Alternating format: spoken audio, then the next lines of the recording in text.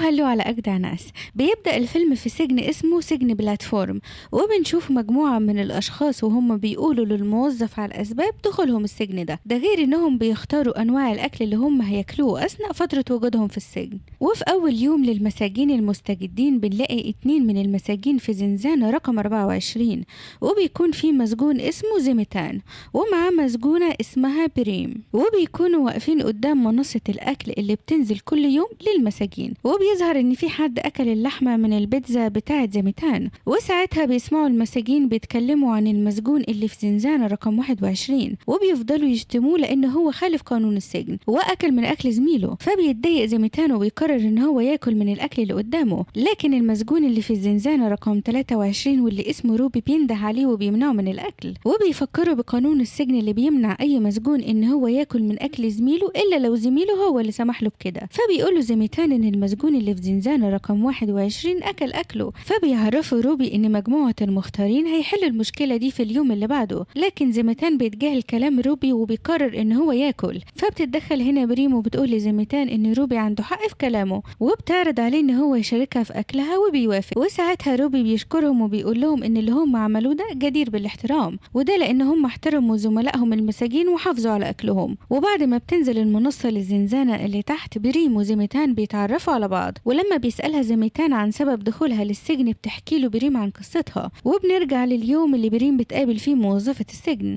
ووقتها الموظفة بتسأل بريم عن سبب اختيارها نوع الأكل اللي هي اختارته، فبتقول لها إن صديقها كان بيحب الأكلة دي قوي. فبتسألها الموظفة لو هي مفتقدة صديقها، لكن بريم بتسكت ومش بترد عليها. فبتسألها الموظفة عن السبب اللي خلاها تدخل السجن بمزاجها، فبتقول لها بريم إن هي محتاجة الوقت علشان تكون فيه لوحدها، وده لأن هي عايزة تتخلص من إحساس الذنب اللي ملازمها. وبتقول بريم إن هي بتشتغل فنانة تشكيلية، وإن هي صنعت تمثال من كلب شرس وهو بيهجم على فريسته، وبعدها عرضته في معرض من أكبر المعارض الفنية. ووقتها صديقها جاي يزورها وكان معاه ابنه، ولكن ابنه كان شقي وفضل يلعب ويجري في كل مكان في المعرض، وأثناء ما هو كان بيلعب التمثال وقع عليه وموته. وبتقول بريم إن هي أخطأت لأن هي ما اهتمتش بعامل الأمان لما عرضت التمثال، وبالتالي فهي تعتبر سبب في موت الطفل. ومع ذلك المحامي بتاعها جاب لها براءة من القضية، ده غير ان التمثال اتعرض بعدها واتباع بمبلغ كبير جدا، لكن ضمير بريم فضل يأنبها طول الوقت،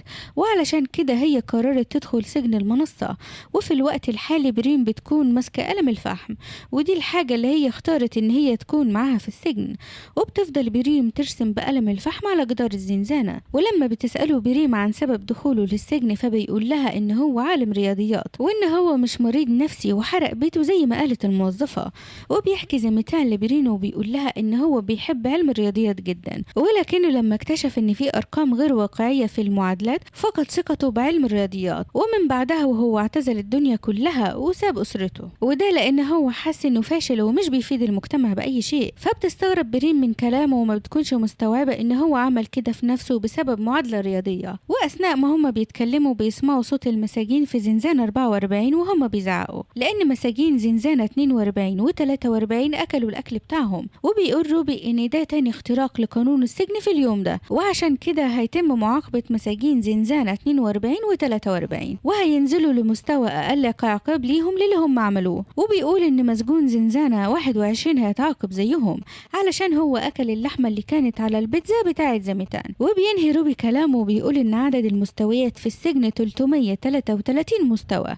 وبعد ما روبي بيخلص كلامه وبيطلب من بريم وزميتان انهم يبعدوا عن مكان الحفرة، وبعدها بتطلع المنصة بسرعة رهيبة لأعلى مستوى في السجن. وتاني يوم بريم وزميتان بيسمعوا صوت حد بيتخانق في المستويات اللي فوق منهم، وبيظهر روبي وبيقول لهم ان بيتم معاقبة مساجين زنزانة 22، ولكنهم بيقاوموا بكل قوتهم وبيعرفوا ان هم موجودين فوق منصة الاكل. وساعتها زميلة روبي في الزنزانة بتطلب من بريم وزميتان ان هم يكسروا السراير ويخلعوا منها القضبان الحديد علشان يدافعوا بيه عن نفسهم. فبيتوتر زميتان وبيظهر عليه الخوف وبيقول له ان هو ما بيحبش القتال، ولكن بريم بتتحرك بسرعة وبتكسر السرير وبتمسك الحديدة علشان تدافع بيه عن نفسها. وساعتها منصة الاكل بتوصل عند المستوى اللي فوقهم، وبيسمعوا صوت ضرب وصريخ لحد ما بتوصل للمنصة اللي عندهم، وبيكون عليها جسد واحد من مساجين زنزانة 22. وبعدها بيقع روبي ومسجون زنزانة 22 التاني على منصة الاكل. وفي نفس اللحظة دي زميلة روبي بترمي كل بواقي الأكل اللي وقعت في زنزانتها، لكنها مش بتلحق ترمي الأكل كله، ودرجة حرارة جسمها بترتفع وجسمها بيولع، وبتقع في زنزانة بريم وزميتان. فبتجري بريم عليها وبتطفي النار اللي مسكت فيها، وبيكون زميتان مصدوم جدا من اللي بيحصل، وبيفضل واقف مكانه وما بيتحركش من شدة الصدمة. أما روبي فبيفضل يضرب في مسجون زنزانة 22، لكن المسجون بيتغلب عليه وبيكون على وشك انه يقتله. فبتيجي بريم وبتضربه وبتفقده الوعي، وساعتها المنصة بتفضل تنزل للمستوى اللي تحت. فبيتحرك روبي وبريم بسرعة وبيرمي كل بواقي الأكل اللي وقعت جوه الزنزانة، وده علشان يتفادوا عقاب إدارة السجن، خصوصا بعد ما بدأت درجة حرارة الزنزانة تقل درجة التجميد، وبيقدروا فعلا ان هم يتخلصوا من كل الأكل، ودرجة حرارة الزنزانة بترجع لطبيعتها. وبعدها روبي بيكتف مسجون زنزانة 22، وبيكون روبي متعصب جدا لأن زميلته في الزنزانة ماتت، وبيقول ان هو هياخد مسجون زنزانة 22 وهينزل علشان يسلمه لحد من المختارين. فبيسألوا زميتان مين هم المختارين دول وبيعملوا ايه. فبيقولوا روبي ان المختارين دول هم مجموعة من المساجين بيتزعمهم شخص اسمه داجن، وبيعرفهم ان داجن ده كان مسجون في مستوى منخفض، وقعد شهر كامل الأكل مش بيوصله، وفي الشهر اللي بعده انتقل لمستوى تاني، وفضل شهر كمان من غير ما يوصله أي أكل. وساعتها داجن قطع من جسمه وبدأ يأكل المساجين اللي في المستويات اللي مش بيوصل لها الأكل زيه. وبعدها داجن قرر يعمل ثورة تضامن، وحط قانون لتوزيع الأكل بالعدل بين المساجين، ووقتها انضم ليه عدد من المساجين وسموا نفسهم المختارين. وبيقول روبي إن المختارين دول بيطبقوا القانون اللي عمله داجين بشدة حتى لو كان الثمن هو حياتهم. وبيكمل روبي كلامه وبيقول إن داجين بيعاقب أي مسجون بيخالف القانون. وبعد ما روبي بيخلص كلامه بيرموا جثة زميلته اللي ماتت من الحفرة. وتاني يوم منصة الأكل بتنزل، والبيتزا بتاعت زميتان بتكون سليمة ومحدش أكل منها. فبيفرح زميتان وبياكلها بشراهة لأنه ما أكلش من اليوم اللي فات. وبتتفاجئ بريم لما بتلاقي روبي بيرمي أكل في الزبالة، فبيقول لها إن ده أكل المساجين اللي ماتوا، وبيعرفها إن قانون المختارين مش بيسمح لأي مسجون ياكل من الأكل ده عشان محدش يحس إن في فايدة هتعود عليه لما زميله يموت. وبيأكد عليها إن هي وزميتان هم اللي هيتخلصوا من أكل الأموات كل يوم. وبعدها بيشيل مسجون زنزانة 22 وبيحطه على المنصة، وبينزل معاه علشان يسلمه للمختارين. وبتمر الأيام وبريم بتنفذ كلام روبي وبترمي كل الأكل، وبتمنع زميتان إن هو ياكل من الأكل ده، لحد ما في مرة لقيته بياكل منه من غير ما هي تاخد بالها. فبتضطر إن هي تسكت وما تتكلمش معاه علشان محدش يسمعهم ويعرفوا اللي هو عمله. وبعد أيام المساجين بيكونوا فرحانين جدا لأن الأكل وصل لزميلهم اللي في المستوى رقم 175. وبيعدي شهر وبيتم نقل لبريم وزميتان لزنزانة في المستوى 180. وللأسف المساجين اللي في المستويات العليا مش بيطبقوا القانون، وبالتالي ما كانش فيه أكل بيوصل لبريم وزميتان طول الشهر، لحد لما بدأ زميتان يتعب من قلة الأكل، وبتقعد بريم جنبه وبتعالجه. ووقتها بنشوف رؤوس المساجين وهي بتترمي في الحفرة. فبتعرف إن داجن زعيم المختارين بيعاقب المساجين اللي خلف القانون وبيقتلهم. وبعدها بتتكلم مع مسجونة من الزنزانة اللي فوق منهم، وبتقول لهم إن الشهر اللي فات المساجين اللي كانوا في المستوى 24 أكلوا من أكل المساجين اللي ماتوا، وعشان كده الشهر ده المساجين اخترقوا القانون زيهم. ولما بتسألها هي كانت في أنهي مستوى الشهر اللي فات، فبتكذب بريم وبتقول لها على رقم مختلف، وده علشان زميتان ما يتعاقبش بسبب مخالفته للقانون لأنه أكل من أكل الأموات. وبعد ما بيخف زميتان بيظهر إن هو خلاص زهق من اللي هو فيه، وعشان كده قرر إن هو يولع في نفسه بالولاعة اللي هو اختار إن هي تكون معاه أثناء فترة سجنه. ولما بتحاول بريم إنها تمنعه بيزعق فيها علشان ما تقربش منه، وبعدها بينفذ اللي هو عاوز يعمله. وفي الشهر اللي بعده بتفوق بريم وبتلاقي نفسها في زنزانة رقم 51، وبيكون معاها مسجونة دراعها مقطوع اسمها تيانا. وأثناء ما هم بيتكلموا بيعرفوا من المساجين اللي تحت منهم إن مسجون زنزانة رقم 54 خالف القانون، وإن هو الشهر اللي فات كان في زنزانة رقم 2 وفضل ياكل أكل كتير جدا. وأول ما انتقل لزنزانة 54 بطنه وجعته وفضل يرجع. فبتقول لهم بريم إن هي هتنزل علشان تعاقبه، لكن المساجين بيحذروها لأن هي كده هتخالف القانون، وبيعرفوها إن اللي ليهم حق إن هم يعاقبوا المسجون ده الأربعة المختارين، الأربعة اللي في المستويات اللي فوق منه بس. وبيظهر إن بريم مش مقتنعة بكلامهم، وبتطلع ولاعة زميتان اللي هي احتفظت بيها، وبتقول لتينا إن زميلها قتل نفسه بسبب إحساسه بالذنب علشان خالف القانون، وإن هي هتعاقب أي حد هيخالف القانون بنفسها. وبتتفاجئ بريم إن تيانا بتقول لها إن هي هتنضم لها. ولما بتنزل المنصة بتاعة بتاعة الأكل بريم وتينا بينزلوا عليها للمستوى اللي تحت، وساعتها مساجين زنزانة 52 بيقولوا لهم إنه مش مسموح ليهم بمعاقبة المسجون، وبيقولوا لهم إن هم ومساجين زنزانة 53 هيقدروا يعاقبوه بما فيه الكفاية، لكن بريم وتينا بيصمموا على رأيهم، فبينزل معاهم واحد منهم والتاني بيفضل في الزنزانة علشان يحافظ على التواصل مع المساجين. وبعدها بينزلوا على المنصة وبياخدوا معاهم مساجين الزنزانة رقم 53، وبينزلوا بعدها لحد ما بيوصلوا للزنزانة رقم 54، وهناك بيهجم عليهم المسجون وبيشتبكوا سوا في معركة شرسة، وبيكون المسجون ده قوي جدا لدرجة ان هو بيقتل واحد منهم. واول ما المنصة بتنزل بينط عليها علشان ينزل للزنزانة اللي تحت، فبتنزل تينا وراه وبتحاول ان هي تقتله، وبتنزل وراهم بريم علشان تساعدها. وساعتها المسجون العجوز اللي في زنزانة 55 بيهجم على مسجون الزنزانة 54 وبيحاول يقتله، لكن مسجون 54 بيطعنه في بطنه لحد ما بيموته. وفي اللحظة دي بريم بتهجم على مسجون زنزانة 54 وبتضربه بعنف لحد لما بيقع على الأرض، وبتكون على وشك ان هي تقتله، ولكن بيفضل يترجاها ما تقتلوش، فبتتمالك بريم أعصابها وبتتراجع عن قتله. وبعدها بريم بتعالج تينا من إصابتها، وساعتها تينا بتقول لبريم ان ده مش أول شهر ليها في السجن زي ما هي قالت، وبتقول ان هي بقالها 6 شهور في السجن ده،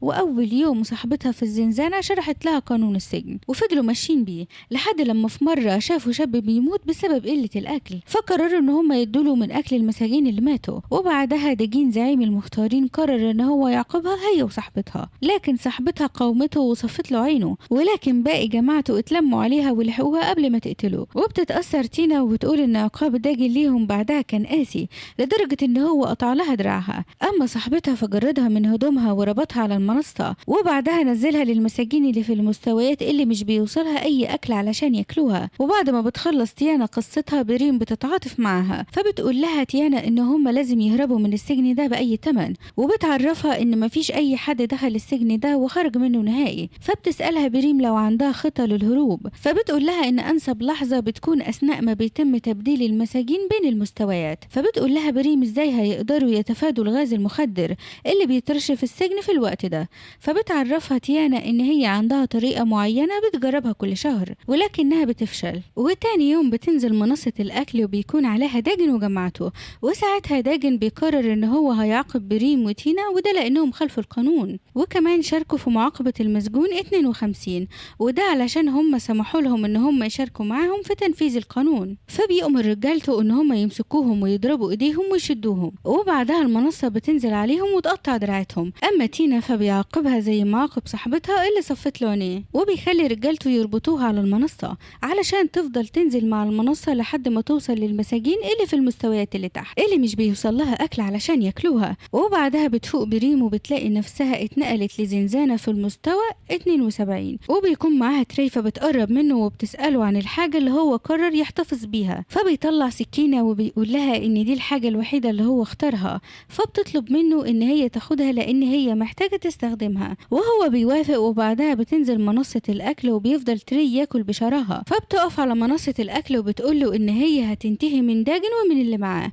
وبتعرض عليه ان هو ينضم لها وبيوافق. ولما بينزلوا للزنزانة اللي تحتهم بتتكلم بريم مع المساجين اللي فيها وبتقول لهم ان هي هتعمل ثورة وهتكون ضد جماعة المختارين، ولكنها محتاجة عدد كبير علشان تقدر تواجههم. فبيوافقوا المساجين اللي في الزنزانة وبينضموا ليها وبيفضلوا ينزلوا مع المنصة للمستويات اللي تحت. وبتتكلم بريم مع المساجين اللي بتقابلهم وبتقول لهم ان هم لازم يقفوا ضد المختارين علشان ينالوا حريتهم، وبيوافق عدد كبير من المساجين وبينضموا لها، وبيكون من ضمنهم مسجون زنزانة 54 واللي بيبص لبريم وبيظهر ان هو مش ناسي اللي هي عملته فيه قبل كده. وبتفضل بريم تنزل هي واللي معاها لحد ما بيوصلوا عند المستوى 93، وساعتها بتقول بريم ان هم هيستنوا في الزنزانة دي لان عددهم بقى كتير وهيكون كافي لمواجهة المختارين. وبعدها بريم بتشد انتباهها لوحة موجودة في الزنزانة، فبتقرب منها علشان تشوفها. فبتيجي المسجونة اللي في الزنزانة وبتقول لها ان هي قررت تحتفظ باللوحة دي اثناء فترة سجنها. وبنشوف بعدها ان هم بيصنعوا اسلحة بالحاجات اللي بتكون متاحة قدامهم علشان يدافعوا بيها عن نفسهم. وفي اليوم اللي بعده بتنزل منصة الاكل وما بيكونش عليها اي اكل نهائي، وبيظهر ان داجن هو اللي في المستوى اللي فوق منهم وبيقول لهم ان هو هيمنع الاكل عنهم لمدة شهر كامل، وبعد ما اجسامهم تضعف ويفقدوا قوتهم من قلة الاكل هيقتلوا وبيقتلهم هو ورجالته. فبيقولوا له إن هو كده بيحكم على المساجين اللي في المستويات اللي تحت بالموت، مع إن هم موالين ليه ومن أتباعه. فبيقول لهم إن هو مضطر يضحي بيهم في سبيل إن هو يحافظ على قانون السجن، وبيعرض داجن على المساجين اللي مع بريم إن هم يستسلموا، وده في مقابل إن هو مش هيعاقبهم وهيعاقب بريم بس. فبيقتنع عدد كبير من المساجين بكلامه وبيسيبوا زمايلهم وبينزلوا مع المنصة. وبعدها بيحصل توتر بين المساجين وبيفضلوا يسألوا هم هياكلوا ايه. فبيقول لهم تري ان هم ممكن ينزلوا للمستويات اللي تحت وياكلوا اتباع داجن. فبيفرحوا جدا وبيقرروا ان هم ينفذوا فورا. وبعد ايام بريم بيكون مغمى عليها لان هي فضلت تاكل لحم المساجين، ولما بتفوق بتشوف زمايلها وهم بيشووا لحم المساجين، وبتشوف اللي اسمه روبي بين الجثث. وفي نهاية الشهر بيجي يوم المعركة وبينزل داجن وجماعته، وبتدور بينهم معركة قوية وشرسة. وأثناء القتال بريم بتتصاب وبتقع على الأرض، وساعتها مسجون 54 بيشوفها وبينزلها على الأرض علشان يقتلها وينتقم منها. ولكن تيري بيقرب السكينة من بريم فبتمسكها وبتضرب المسجون وبعدها المعركة بتنتهي وكل الموجودين بيموتوا ما عدا بريم وتيري. وبعدها بريم بتقول لتيري إن هي هتهرب، وبتسأل لو هو عايز يهرب معها، لكن تيري بيرفض وبيقول لها إن مفيش مهرب من السجن ده. فبتفتكر بريم كلام تينا لما تينا قالت لها إن هي عارفة نوع الغاز اللي بيرشوه إدارة السجن على المساجين علشان يخدروهم، وبتقول لهم إن هم لازم يلاقوا المادة المضادة للغاز ده، ولما يبعتوا لها حراس السجن هيفتكروها ماتت وهينقلوها مع الجثث. وبعد ما بيفوقوا بيدوروا على مهرب من السجن، وبتفوق بريم من ذكرياتها وبتطلع اللوحة اللي لقيتها في المستوى رقم 93 وبتاكل حتة معينة منها، وبتكون اللوحة دي موجود فيها المادة اللي تينا قالت عليها. وبعدها بتفقد بريم وعيها. وفي مكان تاني جوه السجن بتظهر مجموعة من الأطفال بيتنافسوا على الوصول لقمة الهرم، والطفل اللي بيوصل للقمة بيجي 2 من إدارة السجن وبياخدوه معاهم، وبتكون الطفلة اللي اسمها مالي موجودة بين الأطفال دول. وبعد شوية بتفوق بريم وبتلاقي نفسها مربوطة مع جثث مساجين المستوى 332، وبتشوف قدامها حراس السجن لابسين قناع وبيتحركوا جوه السجن اللي هي بتكون جاية منه. وبيتحرك الحراس وبينقلوا المساجين للمستويات المختلفة جوه السجن. فبتحرك بريم نفسها من غير ما حد يشوفها، وبعدها بتنزل للمستوى 33 واللي بيكون هو ده آخر مستوى في السجن. وبتشوف ساعتها حراس السجن هما بينيموا الطفل اللي معهم على السرير، فبتقرر ان هي تساعده لان لو ما وصلهوش الاكل هيموت. وبعد كده بتتخبط بسبب انعدام الجاذبية اللي في المكان، ومع ذلك بتتحمل على نفسها وبتقرب منه وبتشيله. لكنها بتتخيل فجأة ان جورينج قاعد على المنصة وقدامه طفل، وبيرمي جورينج سكينة علشان تقطع الطفل وياكله منه. وبنعرف هنا ان جورينج ده يبقى هو صديق بريم اللي ابنه مات لما تمثالها وقع عليه. وبتفوق بريم من ذكرياتها وتلاقي نفسها على منصة الأكل مع الطفل، وبتنزل المنصة بيهم للمستوى 0. وساعتها بريم بتلاقي نفسها جوه فراغ مظلم وكبير، وبعدها بيقرب منها عدد من المساجين وبيحوطوها، وبتقول لها واحدة من المساجين إن رحلتها انتهت لكن الطفل لسه رحلته هتبدأ. وبعدها المساجين بيساعدوه وبينزلوا من على المنصة، وفي نفس الوقت ده المنصة بتطلع تاني بالطفل. وفي الوقت الحالي جورينج بيكون مع تيري، وبتكون قدامهم الطفلة مالي نايمة على منصة الأكل. وفجأة بتظهر بريم من ورا جورينج، وأول ما بتشوفه بتقرب منه وبتسأله عن سبب وجوده في السجن، لكن جورينج ما بيردش عليها، فبتحضنه هي كمان وبتفضل تعيط. وبيخلص الجزء الثاني من الفيلم. ولو عجبك الفيديو ما تنساش اللايك والشير، وسلام.